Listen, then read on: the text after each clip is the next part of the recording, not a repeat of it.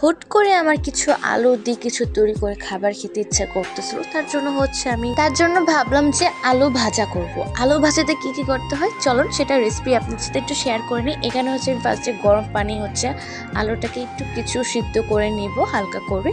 And সিদ্ধ হওয়ার পরে হচ্ছে আমি এখানে একটি মশলা ইউজ করব। এটা হচ্ছে মিস্টার নুডলসের মশলা। আপনার চাইলে যে কোনো নুডলসের বা যে কোনো একটা মশলা ইউজ করতে পারেন। মশলা দেব হলুদ, মরিচ, ফাঁকি, লবণ, এটা দিয়ে একসাথে মিক্স করে হচ্ছে রেখে দেব। তারপর হচ্ছে এখানে আমি আলুটা সিদ্ধ হতে দিয়েছি, সেই আলুটা হচ্ছে এখন আমি নামাই নেব।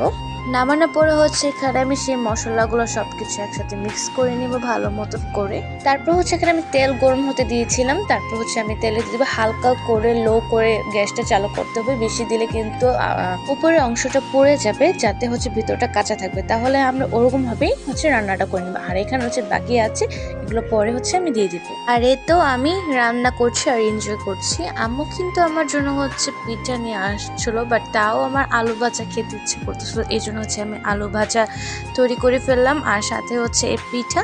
অ্যান্ড আজকে ছিল এটা আমার সন্ধ্যার নাস্তা, আর 1 কাপ চা ছিল গরম গরম। আমার ইউটিউব চ্যানেলটাকে অবশ্যই সাবস্ক্রাইব করে রাখবেন অ্যান্ড আমার ফেসবুক পেজটাকে ফলো দিয়ে রাখবেন। অ্যান্ড আল্লাহ হাফেজ।